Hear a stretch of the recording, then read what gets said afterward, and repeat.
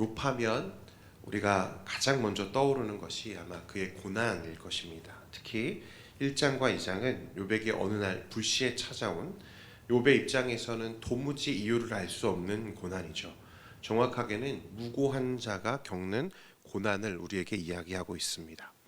고난도 고난이지만 욥은 전혀 그런 고난을 당할 만한 이유가 없던 아주 바람직한 사람이었다는 거죠. 이것이 바로 욥기가 강조하는 아주 중요한 포인트입니다. 그가 이런 고난을 겪을 만한 이유가 없는 사람이었다는 것. 이 욥의 고난은 또한 우리가 삶에서 마주하는 이 보편적인 고난의 문제와 이어져 있기 때문에 욥의 개인적이고 주관적인 사건임에도 불구하고 우리에게 깊은 감명을 줄 수 있는 말씀인 거죠. 오늘 이 말씀 가운데에도 여러분들에게 큰 은혜가 있기를 소원합니다. 먼저 1절 말씀을 같이 살펴보겠습니다. 시작. 우스 땅에 욥이라 불리는 사람이 있었는데 그 사람은 온전하고 정직하여 하나님을 경외하며 악에서 떠난 자더라. 먼저 1절부터 5절까지는요, 이 욥이라는 사람의 프로필입니다. 그가 어떤 사람인지 어떤 배경을 가지고 있는지를 우리에게 설명하는데 1절에 보면 그가 우스 땅에 거주하던 사람이라고 말씀합니다. 이 우스가 어느 곳인가 정확하게는 우리가 알 수 없지만 학자들은 이 우스를 가나안 북동쪽에 있는 바산이나 또는 사해 남동쪽에 있는 에돔 지역이었을 것이다 보는 사람도 있고, 또 이 우스가 이 아라비아 사막 북부 지역에 위치한 곳이라고 말하는 학자들도 있습니다. 그러니까 이방인이었다는 것이죠. 이 욥은 온전하고 정직해서 하나님을 경외하며 악에서 떠난 자라, 이 사중적인 단어로 그의 경건함을 우리에게 표현하는 거죠. 온전하다는 것은 그의 겉과 속이 다르지 않다는 의미고, 그는 정직하고 하나님을 경외하는 사람이었다는 것입니다.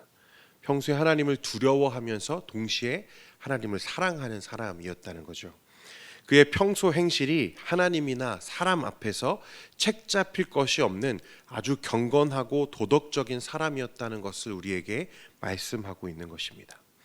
그리고 2절에 보니까 그에게는 7 아들과 3 딸이 있었는데요, 고대 사회에서 이 자녀의 수는 곧 무엇이었습니까?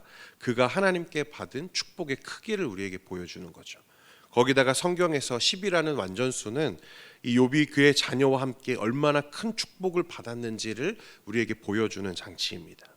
또 3절에는 그가 가지고 있던 재산이 나오는데, 물질이죠. 한마디로 요약하자면 그는 국제적으로 알려질 만큼 상당한 재산가였습니다. 동방에서 옛 버전에는 가장 큰 사람이다, 이렇게 말씀을 기록하고 있죠. 그가 얼마나 경건한 사람인지 4절에 보십시오. 그의 자녀들이 잔치를 베풀고 막 거기서 먹고 마시는데 욥은 혹시나 그들이 술에 취해서 입술로 하나님께 범죄하지 않았을까 염려해서요, 그 잔치가 마치는 대로 그들의 명수대로 번제를 드렸다고 말씀합니다. 아직 일어나지도 않은 죄를, 혹 일어나지 않을 수도 있는 죄까지도 그는 용납하지 않고 그 자녀의 명수대로 하나님께 번제를 드렸다는 거예요. 여러분, 그래서요, 어떤 학자는요, 이 욥의 철저하다 못해서 결벽증에 가까운 이 모습이 오히려 이 욥의 불완전한 상태를 우리에게 보여주는 거다라고 보여주는 학자도 있습니다. 그러니까 여러분, 이 욥보다 더 경건한 사람을 우리가 상상하기가 어렵다는 거죠. 이렇게 자기 자신에 대해서 그리고 죄에 대해서 철저하게 구별된 사람이 또 있겠냐는 겁니다. 이 욥의 의로움, 욥의 경건은 분명 의심할 만한 여지가 없는 아주 하나님 보시기에 선한 사람이었다는 것입니다. 이것이 욥에 대한 소개예요. 욥은 의로운 사람이었다. 하나님 앞에서 경건했고 하나님을 경외하는 사람이었다. 자, 그런데 이제 6절에서 장면이 바뀌거든요. 6절 말씀을 우리 한번 같이 읽어보겠습니다. 시작. 하루는 하나님의 아들들이 와서 여호와 앞에 섰고 사탄도 그들 가운데 온지라.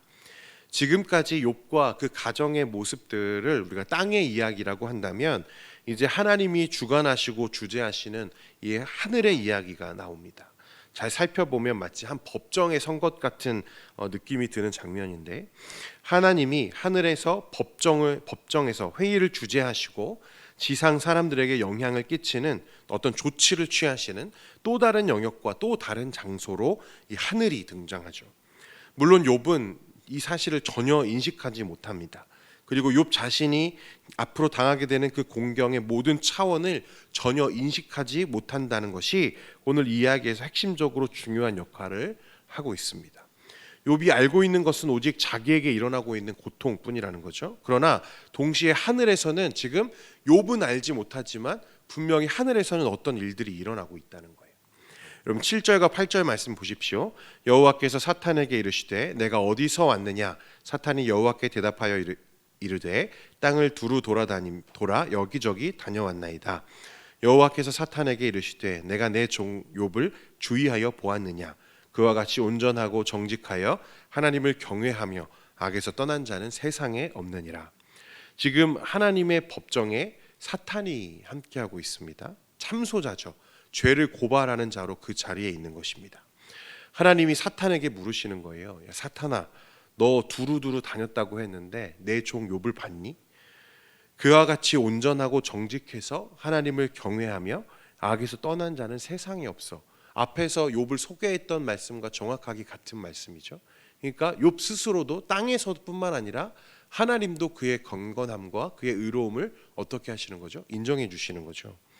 그러자 사탄이 하나님의 말에 반박을 합니다. 하나님, 욥이 어찌 까닭없이 하나님을 경외하겠습니까? 무슨 말입니까?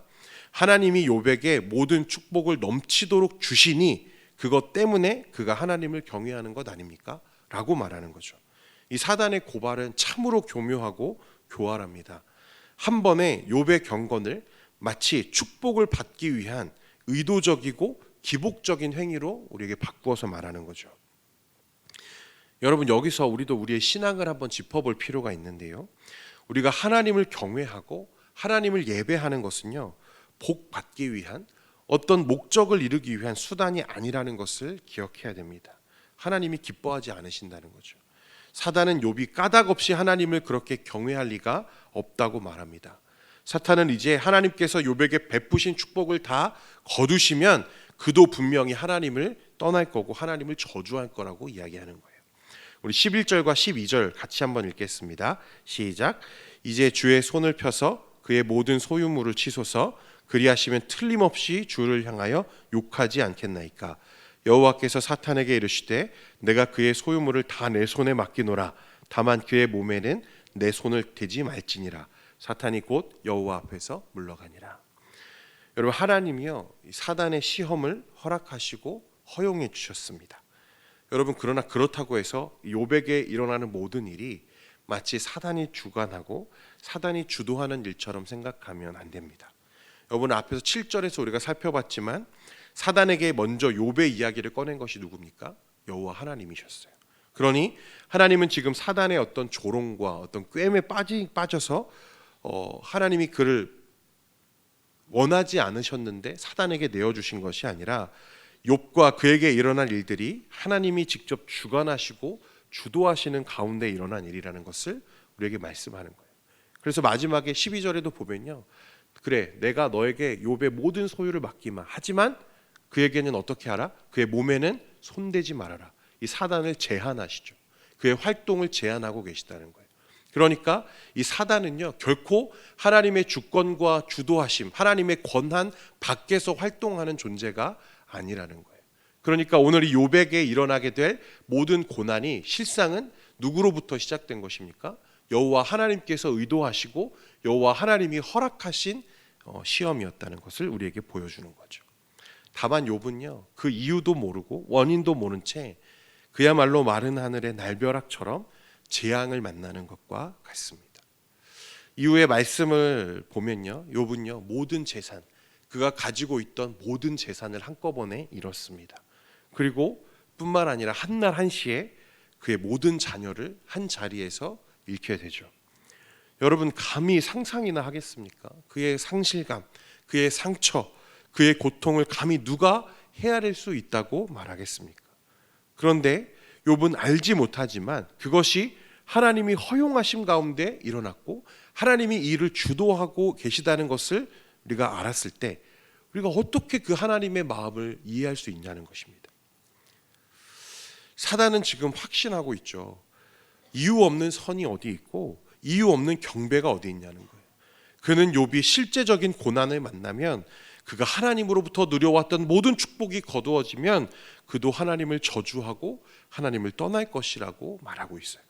그러나 뒤에 이어지는 말씀들을 통해서 우리는 무엇을 보게 됩니까? 이 사단의 생각이 틀렸다는 것을 확인하게 됩니다. 여러분, 이 위대한 욥의 고백을 우리가 곱씹어서 묵상할 필요가 있는데요. 우리 20절부터 22절까지 말씀, 우리 한번 신중하게 이 말씀을 같이 한번 읽겠습니다. 함께 읽겠습니다. 시작. 욥이 일어나 겉옷을 찢고 머리털을 밀고 땅에 엎드려 예배하며 이르되 내가 모태에서 알몸으로 나왔사온즉 또한 알몸이 그리로 돌아가올지라. 주신 이도 여호와시오 거두신 이도 여호와시오니 여호와의 이름이 찬송을 받으실지니이다 하고, 이 모든 일에 욥이 범죄하지 아니하고 하나님을 향하여 원망하지 아니하니라. 아멘. 욥은 하나님을 저주하지 않았습니다. 그는 부수적인 원인을 찾으려고 돌아다니지도 않았습니다. 비난의 대상을 찾지도 않았습니다. 그는 모든 것을 하나님으로부터 온 것으로 받아들였어요. 그리고 그가 모든 것을 가지고 있을 때와 마찬가지로 하나님을 예배했다고 말씀합니다. 욥은 이 모든 일 가운데에서 하나님의 손길을 지금 보고 있는 거죠. 여러분, 이것이 얼마나 어려운 일인지는 아마 설명이 필요하지 않을 것입니다.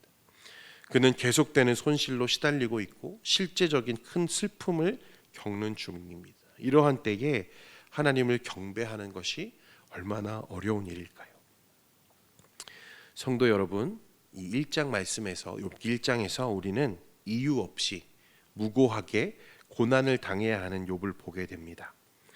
분명 그 스스로에게 이런 고난을 당할 이유가 전혀 없는 아주 의로운 사람임에도 불구하고 그에게 이런 고난이 찾아오죠. 그리고 그 고난이 하나님이 허용하신 가운데, 하나님이 주도하시는 가운데 일어난 일이라는 것이 분명합니다.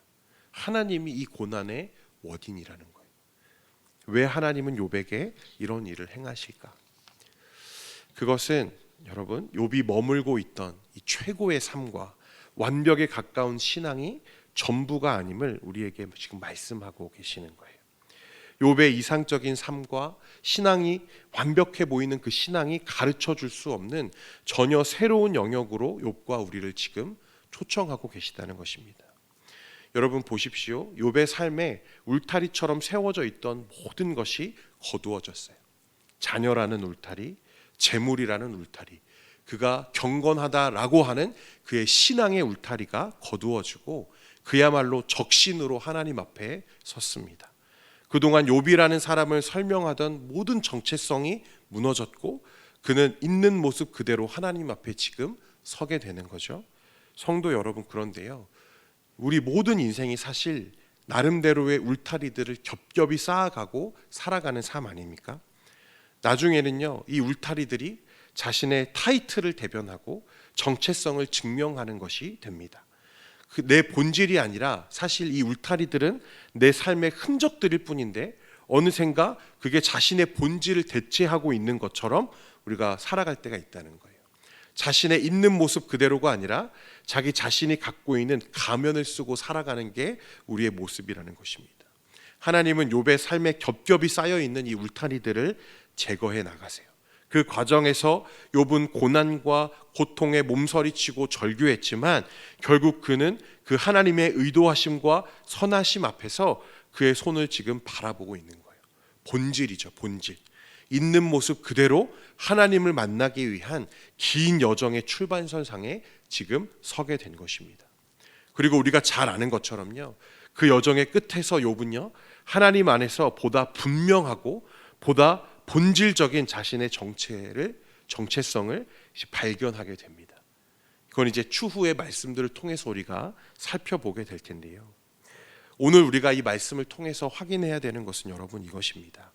혹시 우리가 오늘 이 욥과 같이 혹은 욥이 겪고 있는 고난과 같이 우리가 이유를 알 수 없는 고난과 고통이 우리 삶에 있다면, 그것이 분명히 하나님이 의도하심 가운데 일어난 일이라고 한다면 어쩌면 그것은 하나님이 우리를 전에는 한 번도 경험해 보지 못했던 하나님의 깊은 진리와 은혜를 경험케 하기 위한 초청일지도 모른다는 것입니다.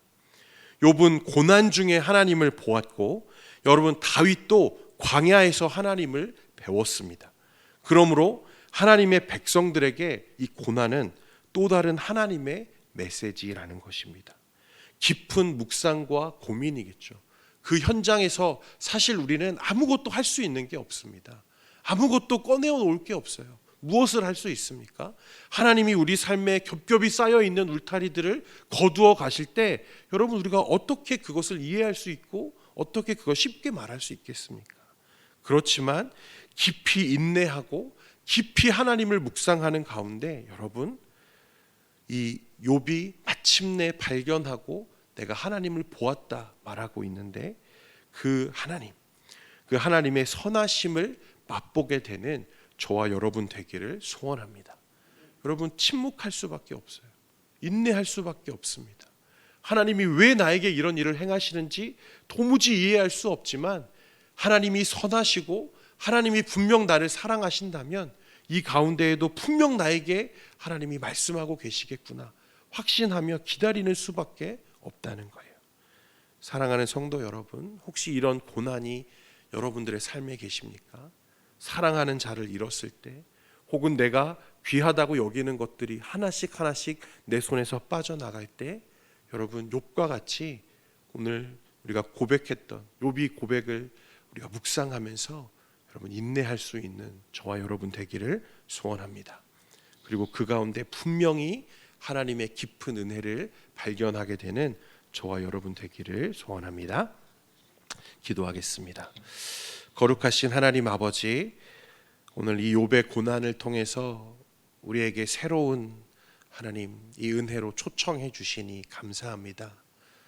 욥이 고난 가운데 하나님을 보고 이스라엘 백성이 광야에서 하나님을 배웠고 다윗이 그 광야에서 하나님과 함께 했던 것처럼 우리에게 일어나는 이 삶의 실제적인 고난의 문제들이 오늘 우리 성도들의 삶에도 분명히 있습니다.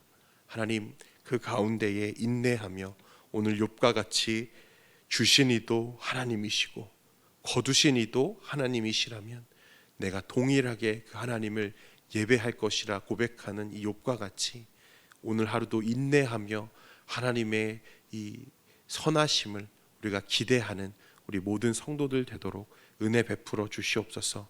하나님, 그러나 이 고난이 길지 않게 하시고 하나님 이 가운데에서 하나님을 바라볼 수 있도록 주님 은혜로 우리를 붙잡아 주옵소서. 하나님, 혹시 이 자리에 또 질병의 문제로 또 이와 같은 고난으로 하나님 앞에 기도하는 우리 성도들이 있다면 주님 오늘도 감당할 수 있는 은혜를 주시고 오늘 하루도 인내하며 승리할 수 있도록 주님 축복해 주옵소서.